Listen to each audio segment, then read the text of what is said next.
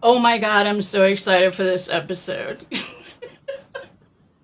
First of all, I have a guest today that I just love being a part of her life. I love her being a part of my life.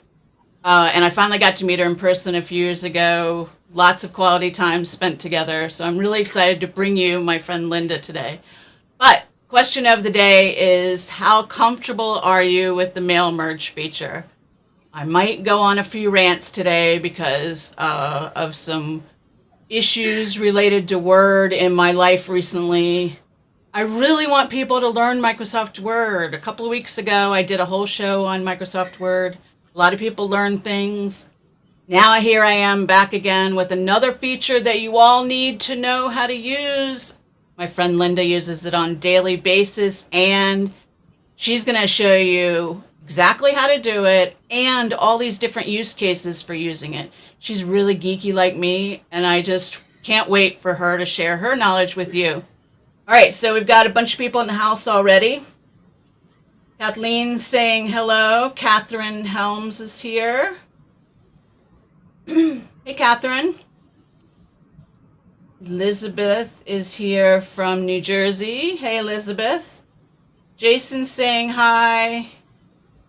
Patty's saying hi. I'm going to talk about Patty in a second here. John. John says I'm not. Oh, not comfortable. Good. Okay, I forgot, because Kay knows Linda really well too, and I was able to meet Kay the same trip that I met Linda in person. And Kay, I heard that you met Doug Lusk in person too recently, after he was on my show. Sherry, I miss my Sherry. All right, let's see what Nikolai says. Nikolai, setting up mail merge sucks, but once you get it to work, it is the best thing ever. Linda's laughing in the background. You can't hear her yet, but or maybe you can hear her. Let's see. Yeah, you can. All right. Good thing. All right. All right. John's laughing with this. Okay. So, in the pre-show here, the question is, how comfortable are you with the mail merge feature? But I also want to share with you that last week I didn't have my show because I was enticed to go hang out with this lady right here. So this is Patty Berman. She's in the comments with us today.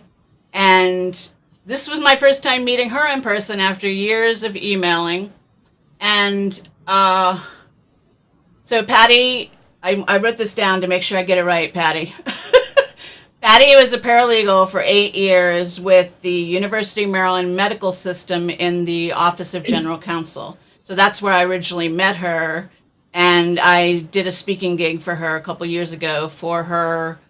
It's a NOWS chapter for Baltimore/Virginia, so I did that.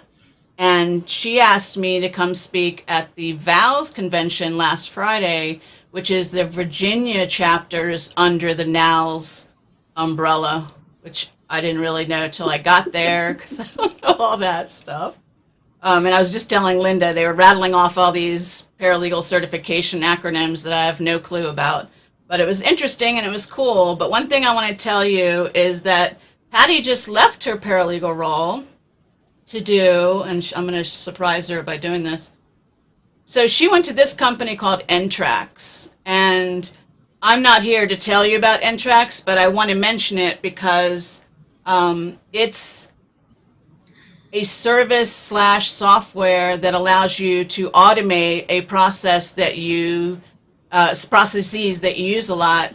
And Patty was a customer, she was a client, and she was doing so many awesome things with the software that she eventually moved to their company to help people like her get acclimated with the software and everything. And she and I were geeking out last Friday about what she's doing and how she's using the software and helping other people use the software to automate a workflow. And that's exactly what we're going to talk about today. So, let's see. Sean's confirming that he heard Linda laugh in the background. All right, let's get this show started.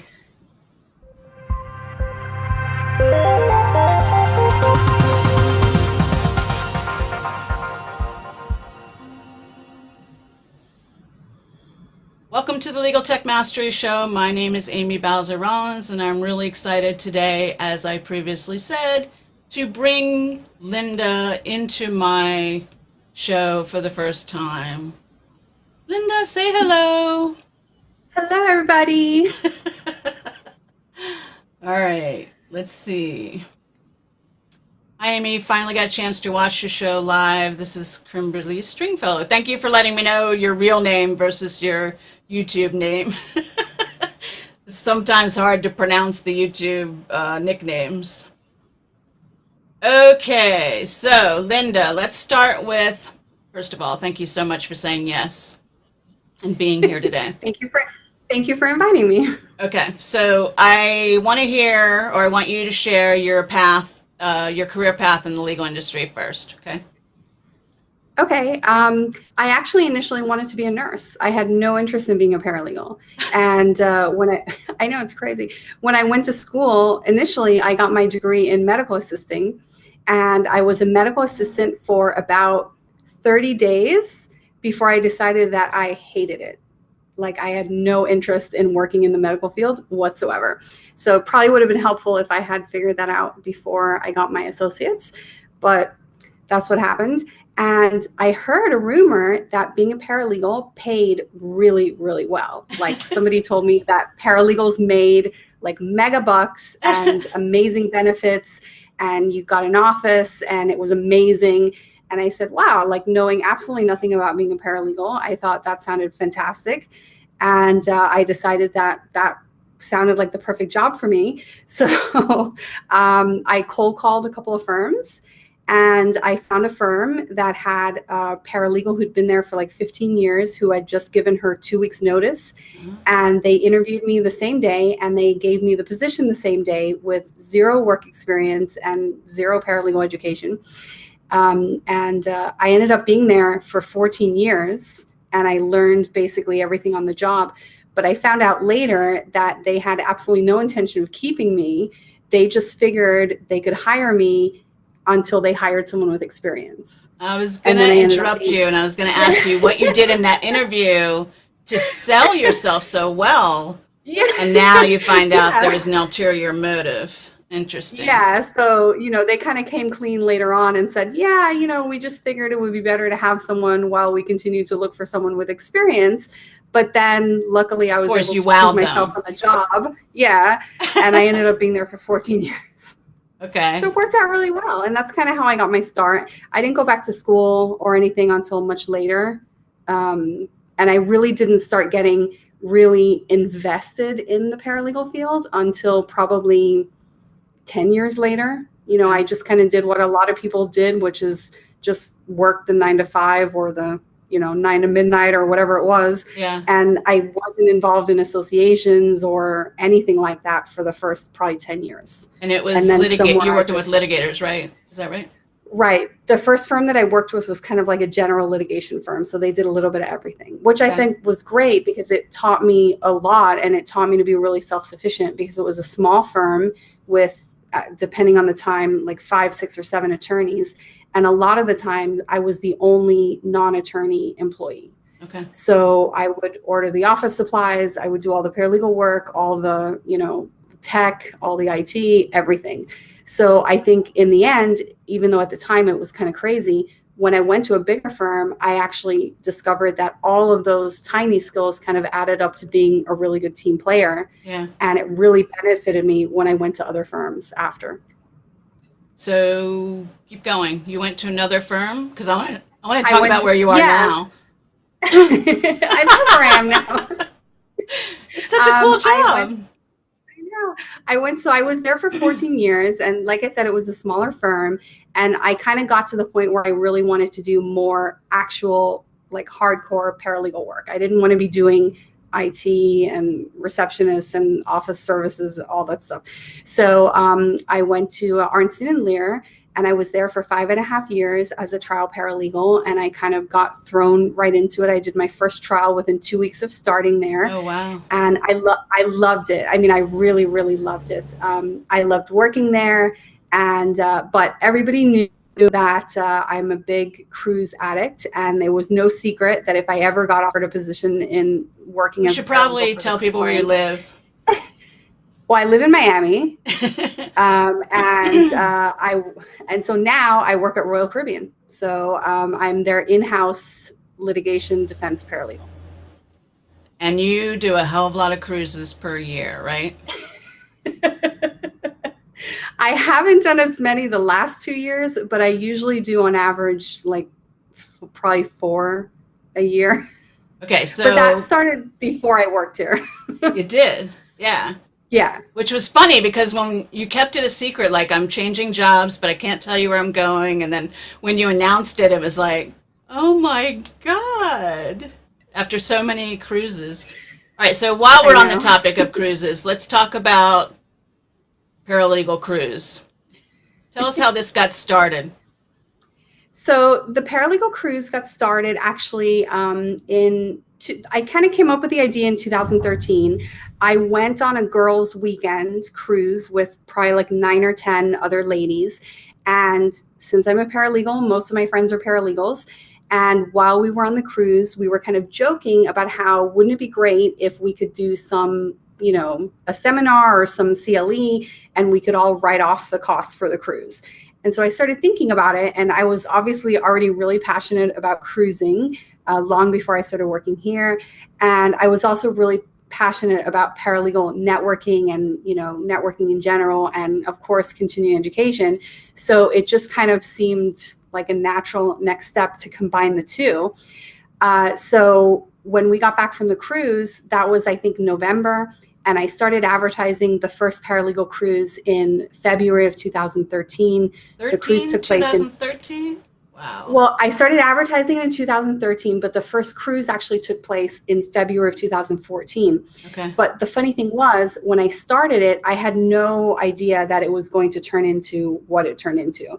I mean, really, when I initially started talking about the idea, I was kind of thinking we might have maybe 30 people, like all local, all people that I knew, and maybe I'd teach like a trial seminar, and that will be it. Yeah.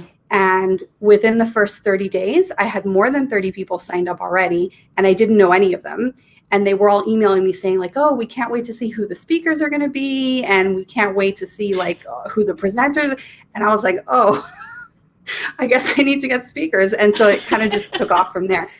But so in February of 2014, which was the first one, I had 298 people from what I thought would be like at a thing that you just decided to do. What's the most? How many years have you done it? Let's go there. So this year was the 5th year. Okay. And it's usually an average between 250 and 300 people a year. So I know I went 2 years ago, 2 Februarys ago, 2016, I think. I think so, yeah. So I got to see how it was organized. And you guys, I met her at the hotel a couple of days beforehand so I could spend some quality time with my friend Linda. But she was in and out of meals with me, back in her room, doing so much prep work. It was amazing. She's very organized. Very organized. Okay, so that's the Paralegal Cruise. Let's talk about your website. How did that get started, and what has it grown into? So that honestly got started as a way for me to get more exposure in the legal field locally. Because I worked for such a small firm initially, nobody knew who I was. And to go work at a bigger firm, it's not always that easy to make the transition from a tiny firm to a big firm and to get people to take you seriously. So I came up with the idea that I would start a newsletter providing services initially to attorneys. It wasn't even initially for paralegals. And it was actually a way for me to get myself in front of attorneys and then to kind of maybe be able to leverage that into finding a better job. But when it initially started, it was an email blast that went out every Friday that notified attorneys in Miami-Dade County only about CLE opportunities, rule changes, and all that kind of stuff. Okay. And it worked. I really enhanced my exposure big time, and I was able to get a phenomenal job. And I didn't really have any plans to continue it after that. It was really kind of a job search tool for me. And then it kind of took off, and I just started kind of catering more to paralegals, because obviously that's what I know more about, and that's who I kind of connect with more. And now, it's kind of turned into this whole tribe, because we have the big Facebook community and obviously a lot of followers on the newsletter and YouTube. And I have over 15,000 connections on LinkedIn, which is primarily paralegals. And we have over 4,000 members in the Facebook group. And it's really kind of not even just me providing resources, but it's bringing paralegals together to help each other. Yeah. And just to be able to benefit from the experience of such a varied group of paralegals. And then also providing the continuing education, right, which I think is often kind of overlooked. Especially technology education, which is what you help them with. But you help them realize. You have a whole thing on their LinkedIn profile, helping them have a better LinkedIn profile. That's something you and I are both passionate about, is having the right information on your LinkedIn profile and how important it is. Right. Especially in our industry. A lot of paralegals still think that LinkedIn is just for job searching, and they kind of have a hard time seeing all the different uses that you can have for, LinkedIn. There's so many great benefits. But also with the education, I found that even, e-discovery or trial binders or even the mail merge, a lot of continuing education for paralegals is really, I think, catering to attorneys. And so a lot of times you go to these seminars, even e-discovery, if you go to an e-discovery seminar, even if it's for beginners, they don't tell you what's metadata. They just assume that you know what that is. So even a lot of times when you go to seminars that are specifically for beginner information, they already assume that you have a basis, to build on. And so one of the things that I really try to do is teach people very kind of specific and practical information that they're actually going to put to use. So you're not, if you take like my e-discovery, it's kind of like literally for beginners, for someone who has no idea. I still get people that tell me that e-discovery is scanning the discovery and sending it to someone by email. Yeah. And so those are kind of the people that I want to be able to show them, like, this is the beginning information that you need to learn before you can go out there and kind of get a broader knowledge on the subject. So real quick, and I'm going to put this up again. So our website, you guys, is perfectlyparalegal.com. But, from there, it sends you to a couple of different places that she has resources. So she has a few courses, and I'll let her tell you what they are, and then I'm going to tell you what my favorite one is. Well, I think I don't know if this is your favorite one, but my favorite one right now is my trial binder course has always been my favorite. I actually originally used to teach that course for other companies.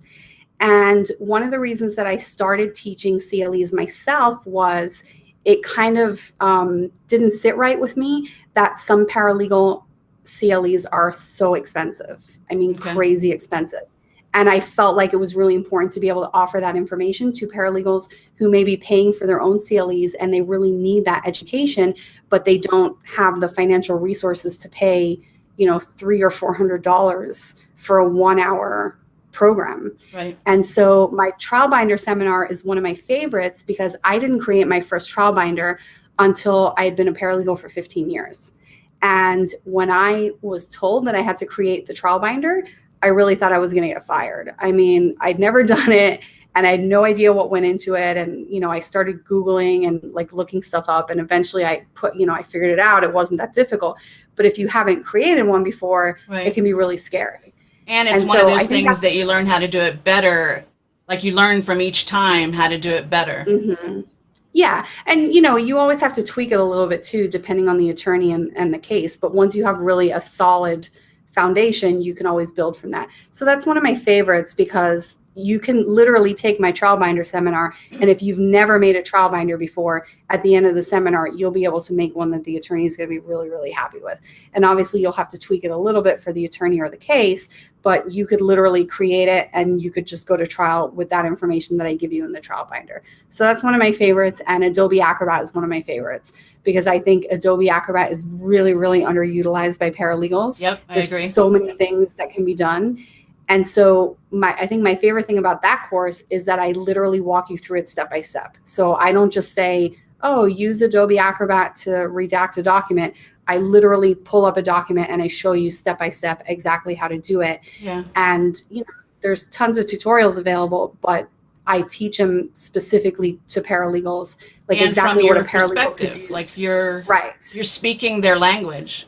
Yeah, exactly. All right, so my favorite course, which is one of her newer ones, and it took her a while to pull it together, but it's about time entry, you guys.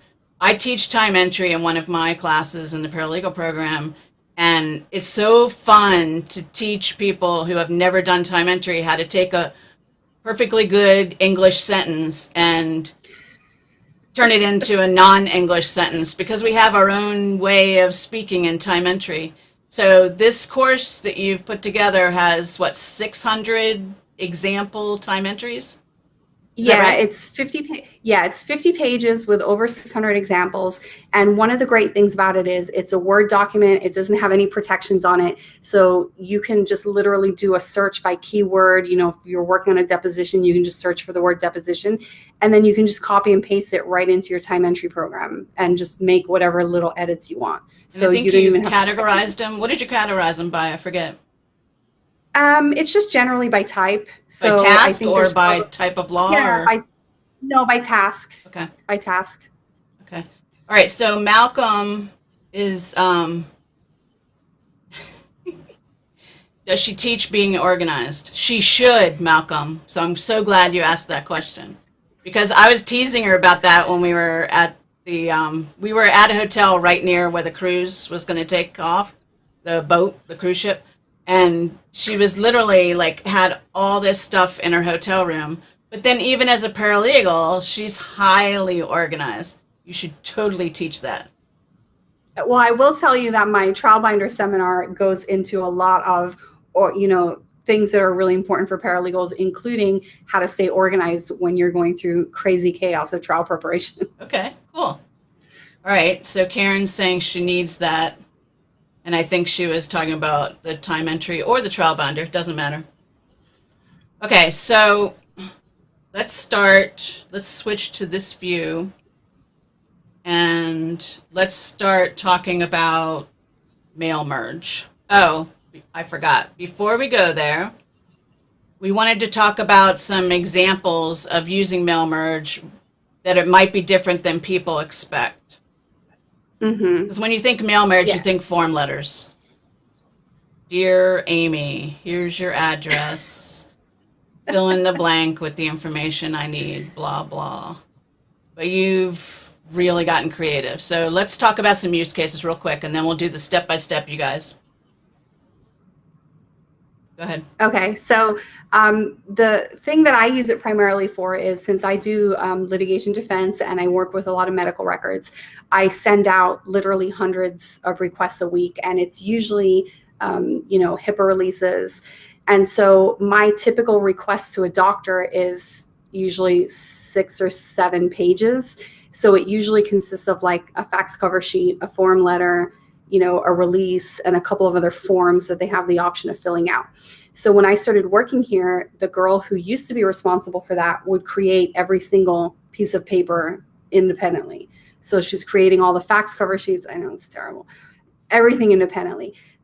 So that's kind of one example. Obviously, fax cover sheets, form letters, basically any document that you're going to be using more than once. Envelopes, labels, employee directories is another great example. You can have, an employee database, and you can easily create an employee directory. Products listings, case memos is something else that I use it for. So one of the things that you can keep in mind is, in the examples that we're going to show you today, we're kind of using short snippets of information.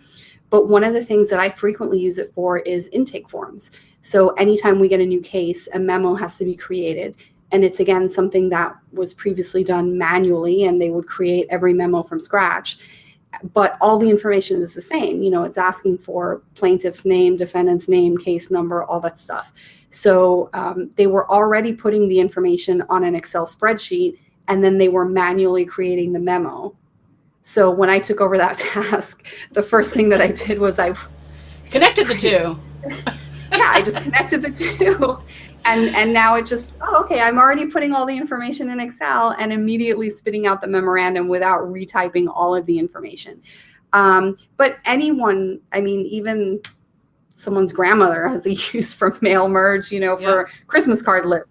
Yeah. So basically anything where you're using the information more than once. So even if you're going to send them a fax and then later you might have to send them a follow-up fax, if you put that information into an Excel spreadsheet, you can just create the forms almost instantly, and you can continue to build on the information. I like how you equate an Excel. I call them tracking logs in litigation support. Same thing, only different. But you equate Excel to being a database. You think of it like a database. So each row is about a person, like a client or a plaintiff or whatever, right? And then each column is all the information you could ever want to know about that person, and then you could take a couple of columns and do something with it here and a couple of different columns and do something with it there. But that master list of everything you want to know about the entities is in one place. Right. And talk about less human error. You're not retyping, right? Well, and it's funny that you mentioned human error, because obviously you have to be even more careful when you're putting the information into the Excel spreadsheet to put it in correctly. I had a situation a couple of weeks ago where I actually put in the date of birth. Instead of 1920, I put 2020.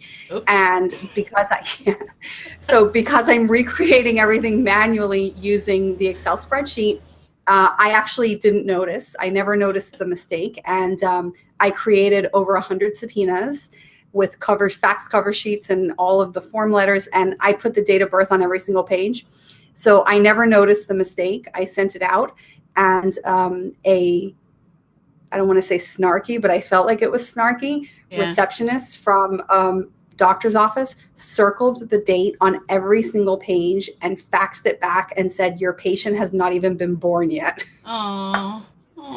So, but luckily, all I had to do was go into the Excel spreadsheet, do a find and replace, and then recreate them immediately. Right. And I just changed the form to say, corrected date of birth, whatever, and recreate them instantly. So at least, it was kind of a hassle to have to redo them, but at least since they were in a mail merge, you could redo them instantly.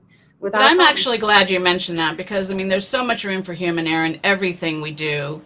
And so even if you're using technology to help streamline or improve the process or automate a process, there's still QC, there's still, trying not to rush, because we're always rushing things to get out the door, and things happen. But like you said, it was an easy fix. You didn't make the mistake and then have to manually do it. Okay, so let's get started here. We're going to switch to this view, you guys, so that we can bring up. Let's start with the spreadsheet. Linda's going to walk you through everything. Okay. So one of the things that I like to do, you have to create it obviously in Excel. And so one of the things I try to think about before I create them is, what are the possible uses that I might have for all the information? So the example that you see here on the screen is for my medical records requests. So, I have, like, as you can see, the provider information, the address information, the phone, the fax, so I can fill in the fax cover sheet. So you want to try to think of all the possible uses that you have for the information before you even start creating this, so that you can make sure that you just have to put it in once. And so because I do the letter, the envelopes, the fax cover sheets, all of this information here is getting used multiple times. And the other thing that you have to consider also is how you want to format the information. So as you can see, I've separated the address, the city, the state, and the zip, because I may want to put it on 2 lines, or, in some cases, I may only need to use the city, state, or zip code, right. Or, there's a lot of different uses for the information. Yep. So you want to figure that out before you even start putting the information in, so you don't waste your time. The other thing, I used to put the provider name as the first name and the last name, but then I kind of started realizing I didn't have a use for the first name separately. But if you're putting, for example, if you're doing the client information, you could put first name and last name. And then when you're addressing the letter, you could actually insert first name, last name. And then in the body of the letter, you can just use the last name, or you can just use the first name. Right. So it's good to kind of try to visualize what you're actually going to do with the information, so that you can figure out what columns you're going to need. And, you can put as much information in here as you want. You don't have to use it all. So the more that you can put in there at the beginning, you don't have to go back and keep recreating it, the better. Okay, so speaking of that, let's go to the second half of this spreadsheet. So these I'm using for, obviously this is the case information. So because in this example, I'm doing releases, the doctor information in each row is going to be different, but the patient information and the case information is going to be the same. So in case you guys don't know, you don't have to type the information. If the information is going to be the same, you don't have to type it into every box. You can just type it in the first row, and then you can highlight it, and then highlight all empty rows and just paste it in there, and it's going to fill it in automatically for you. Yep. But the other interesting thing that you can do here also is, let's say you have two patients in the same case, you can put them in the same spreadsheet, and then you can filter them by different information. So if you have a case with two patients, you can put both patients in there. And then when you're doing the releases, you can do the releases for both of them, or you can filter and just do them for one at a time. So when you guys, when she's talking about filtering, she's using the drop down arrows because she's got her filters turned on. Okay, so then let's talk about these columns. Okay, so one of the great things about doing the mail merge is you can still use the Excel spreadsheet, for case tracking or other information. You don't have to use all the columns in the actual mail merge. So every time you do the mail merge, you can decide which columns you want to use. So I really love this aspect of it, because I actually use the same Excel that I'm using for the mail merge is actually my case tracking information. So once I send it out, I can continue to update the Excel spreadsheet with, as you can see, the dates received, the dates sent, any, follow-up notes or additional information. And it's not going to affect the information that actually goes onto the documents where you're doing the mail merge. So it's really handy because you can keep all of your information in one place, but you don't have to use it in your final document.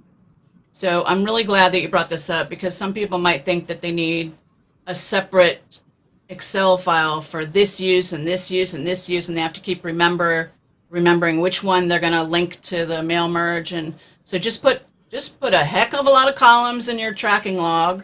That's what we call them in litigation support. Yeah. And just pick the fields you want for each project that you're working on, for each use. All right, let's talk about what we have to do with this before we get started on the mail merge part. Yes. So the information, in order to use it for the mail merge, it needs to be in a table format. So, you may already have it in a table format if it's something that you were already using from something else. But if you're, and as you can see here, this is in a table format, which you can tell because it has the little drop down arrows next to each of the row headers, which it wouldn't have if it wasn't a table. So that's one of the benefits of making it a table. Well, actually, let me just stop. So you can still have filters. You guys know you can turn on filters and get the arrows. But one key element that shows as a table is the alternating colors of the rows. Mm-hmm. That's one big thing it does automatically. Okay, go ahead. Sorry. Automatically. And so if you are starting it from scratch, you want to go ahead and convert it into a table before you close it out so you can use it for the mail merge. Okay. So you guys, when you're just entering stuff in Excel, it's not in a table format unless you specifically enable this table feature in Excel. Okay, so we wanted to remind you of this step. Make sure that when you're done, anytime that you're done, obviously save it often, always and often. But before you go to do the mail merge, keep the mail merge document closed while you're working on the Excel. And then when you're done When you're done with the Excel spreadsheet, tons of columns. When you're done with the Excel spreadsheet, when you're done, adding all of the information, make sure to save it and make sure to close it. So you can technically do a mail merge with the Excel spreadsheet open, but it may not pull the most recent information, and it actually locks the Excel spreadsheet while you're doing the mail merge. So, and sometimes you can get an error. So it's definitely best practice just to save it and close it before you open the mail merge document. And this is a best practice that I teach all my litigation support newbies as well. So we're editing a text file in a text editor, and we're going to load that into a database. Always save and close. Never leave your files open while you go and into another program and try and pull from that file. So we just wanted to make sure you guys don't forget this step. Now you guys know there's a million ways to save Excel, but Linda and I are Control-S kind of babes. All right, so now we're switching to Word. Yes. So when you go into Word, you can use an existing document that you already have. So you don't have to start from scratch. If you already have a letter or a form or an invoice, whatever it is that you want to make your mail merge out of, you're just going to go ahead and open that document, and then you can start the process of making that into the mail merge. So you don't have to start anything from scratch. So you're going to open the document that you're going to use. Of course, you can start it from scratch. If you don't have one, you can just open one and start typing. And then what you're going to do is you're going to go to the Mailings tab, and you're going to click on the button that says Select Recipients, and click on Use an Existing List, because that's the list that they're talking about is the Excel spreadsheet that you already created. So you're going to click on that option, and then you're going to browse on your computer and find the Excel spreadsheet wherever you have it saved and open it. So when you open it, it's going to give you this pop-up box. This is important if you have an Excel spreadsheet with multiple tabs. So it's automatically going to choose the first tab of information. But if you do have a spreadsheet that has multiple tabs, it will show you the different tabs there, and it'll let you select them. So most of the time you're only going to have one, but if you see that you have multiples there, you have to know which one you want to pick. Sometimes I know different versions of Excel, when you create a new Excel spreadsheet, it automatically opens 3 different tabs for you. Yeah, 3 sheets. So if that's the case, 3 sheets. So it's going to show you the 3 sheets here, and you're just going to choose the first one because that's where the information is. And then it's automatically going to choose that the first row of data contains the headers, which it does. That's where it's going to get the merge tags from, right. And you're going to hit OK. We should mention real quick, because of that checkbox, that it's very important for your columns to have a good column title, right? Yes. Yeah, you definitely need to have a title that makes sense, because that title from the column header is going to be the mail merge tag inside the document. So, make sure that it's a tag that makes sense, so that when you're inserting into the document, it's going to make sense. So once you've attached the Excel spreadsheet to the mail merge document, you're going to click on the Insert Merge field. And all of the titles that you see there, all of those options, those are the column headers.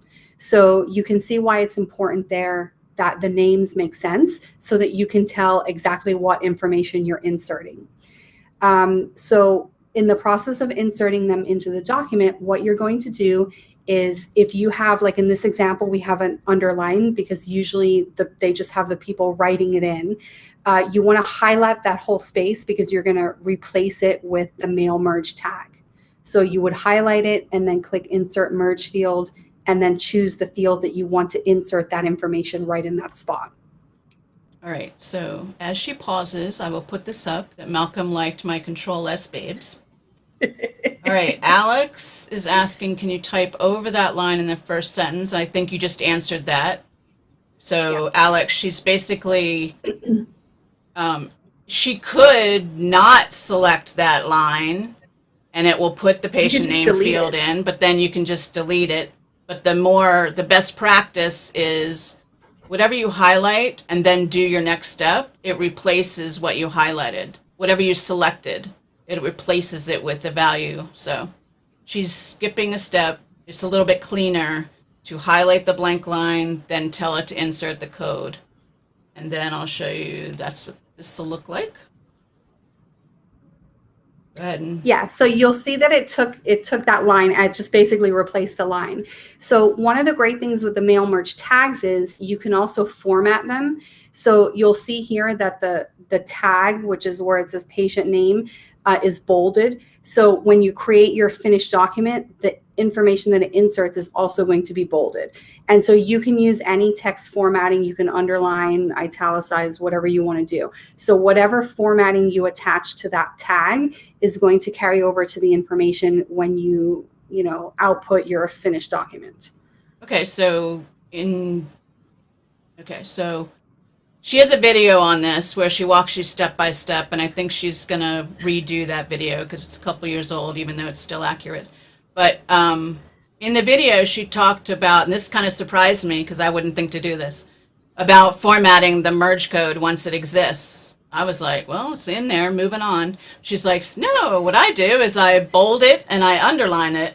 And I was like, well, I might want to turn the text red. Yeah. So can you clarify your end resulting document? Would it be red in the letter that goes out?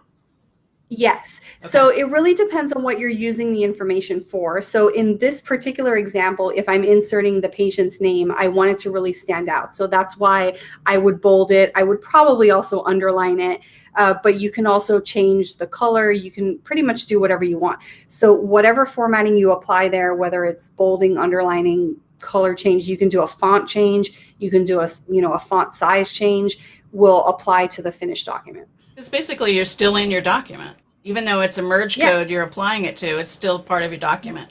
So Petra's asking when you'd recommend access, and I'm going to not answer that right now because we need to focus on this. We're trying to keep it simple, but Petra's more geeky than I am in some things. Okay, so we want to talk about this? Yes. So the results is really important. In this example where we're using the name, it's not too hard to mess up the name. But if you have the name, it's pretty short. It's, unless it's Bowser-Rollins or McGrath-Cruz. I really need to change my name. But so you can click on this preview results tab, which is really important. You can toggle back and forth and you can make whatever changes you want. So it kind of like here, it's going to show you that the name is bolded. Maybe you decide that you don't want it bolded and you want it underlined instead. You can toggle back, make the changes, and then preview it again. So I love this because sometimes just stuff doesn't fit the way you think it might fit, or it doesn't end up looking the end result. So you can preview it here before you go through the step of actually creating your finished document and get a look at what it's going to look like, and make sure that you're happy with the format and everything. Yeah, this is awesome. Okay. So I scrolled down in a document and I did this screenshot because I thought it was important for you to talk about how you did this. Yeah. So when you're putting in the merge tags, the same way that you might want to bold them, you want to format them exactly how you want the exported information to be formatted. So for example, with the address, you're going to want to put in a comma wherever you need a comma. So for example, between the address and the city and the state. So this is a good example of how you can use the information separately. For example, you might put the street address on one line, and then you could put the city, state, and zip on the next line below that. The same thing with the provider name. If you want to separate it, you could just put, the provider's last name. You can also put an extra column to put like the company. So you could put the provider name and then, as authorized representative for, and then put an insert for the company name or something like that as well. Right. Lots of creative uses. I want to give a big shout out to Rahul, who finally made it live. He always ends up watching it shortly after it's live because he's in India and it's a little late there. But thank you, Rahul, for showing up live. All right, so Petra's saying geek rules, which of course we would agree with you. Okay, so next what do we have? Oh, the example of just doing the same thing again in the middle of the letter, right? Yep. And then, so this is adding the case number, you guys, from the spreadsheet. And then I think this is really cool. Yeah. So anytime, since I already have the information, anytime I'm sending, a release or something like that, I want to fill in as much information in a legible matter that I can put in. So for example, I already know the name of the patient and their, if I have the date of birth or if I have the social, whatever, I'll insert that. But even inserting their name, we get a lot of people who just kind of scribble it on there and it's not legible. So since we already have the information, I'll just go ahead and insert their typewritten name for them. Yeah, because, I mean, we do that all the time. It says sign it and spell your name out in plain English. Why do I have to do that if you do it for me? Never happens. Anything I get from Linda, I never have to do that. All right, so this is another cool feature. Yeah. So this is the preview. When you're previewing it, you can go back and forth between different records. So each one of those rows is basically going to be a record. And, some of them may, if they have a company name that's longer or an address that's longer or something like that. So you can preview the results. And then using that kind of left and right arrow that we have there marked as number 2, you can go between the different ones just to make sure that they all look okay. Which is awesome. It's basically just filtering through the rows in the spreadsheet. So you can double check everything. Like she said, the formatting, you may think it looks okay, but this lets you double check it. All right, so then this is an awesome feature. This is one of my favorite features. I use this all the time. So once you have your Excel spreadsheet and you have all of your information in there, one example of how I use this almost on a daily basis is, for example, today I did a medical records request. I think we had about 45 providers. And then I had one employer request that I needed and one education request that I needed. So all of those, so it's like 47 people. So all of those 47 people are going to show up in this list. But because I'm doing a medical records request, I don't want to use those last 2. I just want to do, the first ones. So you can actually click to select the recipients, and you can, you see at the top there, you can uncheck them all, and then you can go through and manually check them. Or so basically the ones that you check off are going to be the ones that are included. So if you only need to do a one-off, or if there's one person that you don't want to include, or you did 40 of them and then on one of them you notice you made a typo in the person's name and you just need to do that one, you can go in there and you can just select the ones that you want to do. So this is great, especially if you're using it for something like additional, if you have like a new subpoena that you want to send out or a new provider, or if you're doing case memos and you only need to do one at a time, you can still add all the information to the Excel spreadsheet and then just go in there and click off the one that you want to do and just create one single document. I love that. This is awesome because it gives you it sort of reinforces our advice to just create a master Excel spreadsheet of all your information and then do one-offs or two-offs easily by checking a box. Mm-hmm. All right. So we're at the finish line-ish. So they actually give you quite a number of options when you're done. You can obviously just print them. You can send email. So if you have email in your Excel spreadsheet, you can actually use this exact same process to send bulk emails using Outlook or Gmail. You can also save them to Adobe PDF. Normally, what I do almost every single time, and this is really what I recommend, is that you choose the option to edit individual documents. And what that's going to do is it's going to create a Word document that has all of the final documents in one. So let's just say it's a 2-page release and you're sending it to 10 people. When you hit edit individual documents, it's going to open up a Word document that's going to have 20 pages and it's going to have all the different releases made out to the 10 people. The reason that I like to do this is it gives you a final opportunity to make sure that everything has been correctly, put in and that everything looks right. And also from there, you can save it as a PDF. I've had bad luck actually using the merge to Adobe PDF. I've always found it to be a little bit glitchy. So quite a few times it'll crash when it's in the middle, even if it's not that big of a document. So I like to just open it as a Word, and then I can save it as a PDF from there or print it from there. I find that it's just more stable that way. Okay, we're getting comments that something happened with the audio. I noticed that you got lower right before we went to this slide. But some people are saying that it got quieter, which is okay. I can deal with that. And so Alex is saying the sound is off, but I think he means... Okay, so Luis is saying it's now completely silent.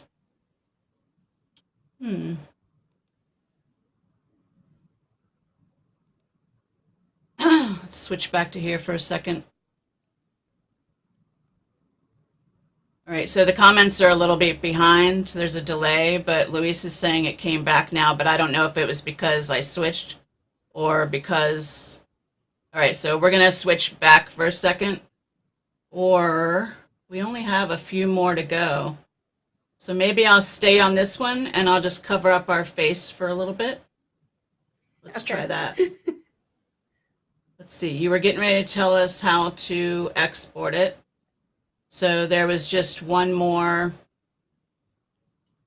lower sound.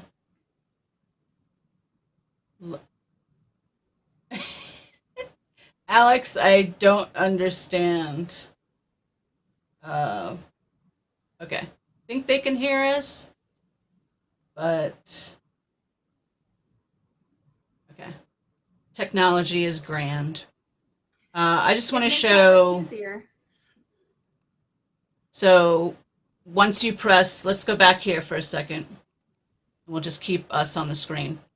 So we're suggesting that, okay, Jason is confirming you can hear us, and Alex is saying you're lower. And that's what I noticed earlier. Just wiggle your Apple EarPod thing.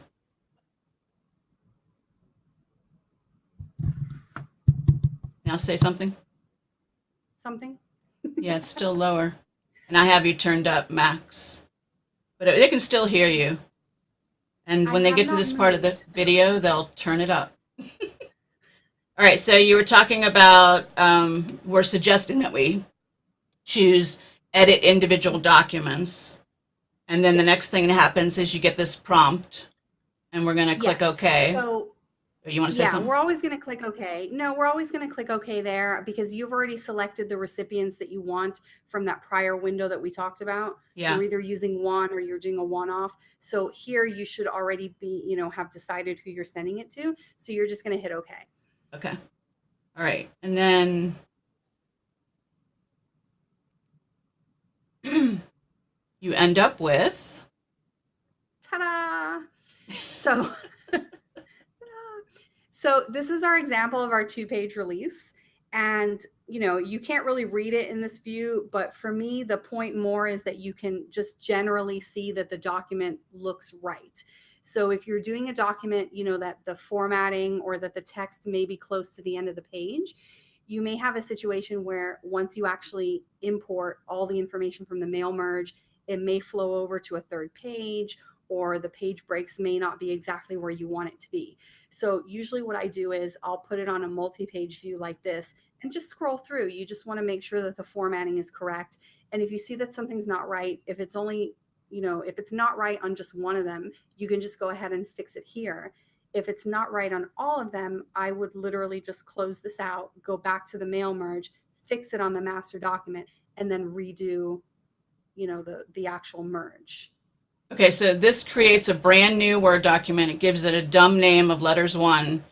And then this is me showing you a preview of multiple pages, just so you can visually see it's page 1, page 2, page 1, page 2. And Linda ended up telling me this is what she actually does. I did it for the screenshot, but she said she actually uses it this way. Just to double check, make sure everything's good. All right, so I want to talk about this one because this is really cool. Now that you've told everybody how to do this, now we'll show them how you do it the Linda way. Okay, so this is an actual document that I use in my office on a daily basis. This is actually my medical records request packet. And it's just a good example of the different things that you can do with mail merge. As you can see, there's a fax cover sheet, there's a letter, there's a form, and then there's the first page of the HIPAA release that has all the information.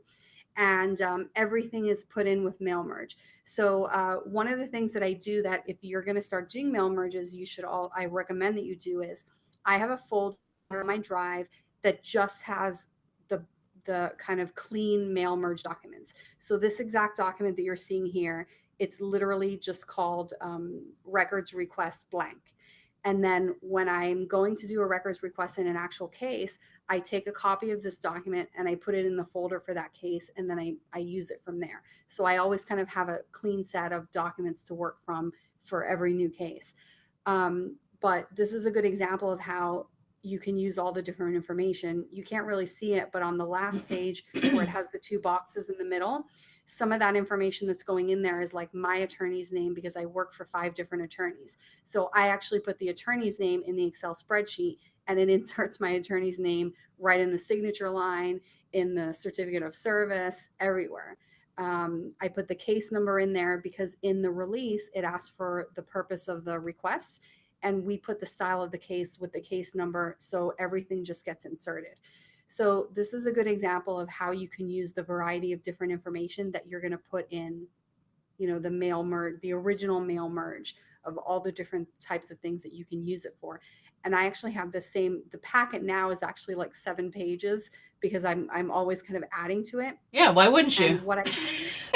And so one document with everything you need, collated in the right order when it comes out. Just fill in all your merge codes, and boom, like you said, your whole packet comes out. Yeah, my whole packet. So yesterday I sent out subpoenas. My subpoena packet is 9 pages. And so the only thing I have to do is I have to insert the final page that has the patient's signature on it. So I used to just insert that manually. So I kind of flip through and just insert it. Yeah. What I've started doing lately is I will convert that Word to PDF, and I just drag and drop all the signature pages just right in there. And then I print that for faxing. So I don't even have to do that anymore. But the other nice thing that you can do is, once you have it in Word, so now let's say you have 100 pages of 5-page documents, you can just convert it to PDF and then split the PDF document, and then you have a PDF for each of your providers. Exactly. So you don't have to separate it manually. You don't have to scan it. Super easy. Yeah, this is a true best practice. Like teaching you how to connect Word to Excel and pick and choose fields is powerful in itself. But then why do that for this Word document and this Word document and this third Word document? Put all those documents together and freaking do one merge. All right, one last step we wanted to show you guys. Just switch back to here. You want to explain what this other option is real quick? Yes. So you may recall that at the beginning, we told you guys to click on select recipients and then, browse to find your Excel spreadsheet. And all of the steps that we've walked you through, Word actually has a step-by-step wizard. So if you haven't done it before, or you're not, entirely sure on the different steps, Word can actually walk you through it. So if you click on Start Mail Merge instead, you'll see at the bottom there, it has a step-by-step mail merge wizard, which is basically going to walk you through some of the same steps that we walked you through. Not as good, but it'll do the job. And then it also gives you examples of different documents that you can create. So if you want to create envelopes, it'll automatically format the document for you, to come out the right size envelope, and the same for labels and stuff like that. So it's actually really very user friendly. Once you do it for the first time, you're gonna love it. And then, do you want to mention that email messages option that you were kind of excited to try? I know I have not actually used this, and I mean, it's always been there, but I haven't used it. You can do a mail merge to email. So, if you want to send out an email to your customers or clients or whatever, to anyone, you can create a mail merge, and it's really nice. It'll insert the exact same way that we just went through the document. It'll do it for an email. So you can actually do that by creating an Excel spreadsheet, Or if you already have all of your contacts in Outlook, you can also import your contacts from Outlook. I would be a bit cautious about doing that though, because the information, is never kind of the same from one contact to another. Yeah. So I would probably do that in Excel just to make sure that everything's uniform and there's no, surprise nicknames or something like that. I would rather do that in Excel. But I And thought that does it was pretty send a bunch cool of because emails? I'm curious about yeah, this one. I know, I want to try it now, but it says it sends individually addressed emails to each person the same way that it would spit out like the letters or whatever. Yeah. So it addresses it to them. You can put, individual names and all that kind of stuff. So it's pretty convenient. I haven't had an opportunity to do that because I use like MailChimp or whatever. So Yeah. Yeah. but for office related stuff, that could be I could see that there's a lot of use for that. Yeah. If you're sending it to your legal team and you want all 7 people to get a copy of the email with customized information, that's the way the mail merge would work. Yeah. Or if you want to avoid people responding to a reply all. Yeah. Yeah. All right. So we're coming up on the end of the show. I wanted to thank you so much for coming on, Linda, and walking through this very important, you guys, very important feature that I want you all to try. Like Linda said, think outside the box, create a spreadsheet that has a whole bunch of information, and it's not just for form letters, it's for all kinds of things that anytime you're retyping the same custom information over and over again, think mail merge. And now you've seen how easy it is. Now you can walk through this video step by step with Linda's awesome instructions. All right, so thank you, Linda, for coming on. Thank you I need so to much let for you having know me. that next week is the last episode of season 2, and then season 3 will start June 1st, so I'm only taking a couple weeks off this time. And I have guests booked through mid-July already, so I'm really excited. So Alex is saying always helpful. Danny is saying I learned how to create documents myself. I know how to merge into docs other people created with tags. Okay, cool. All right. And Patty, great information. I learned something new. Yay! Malcolm, definitely a keeper.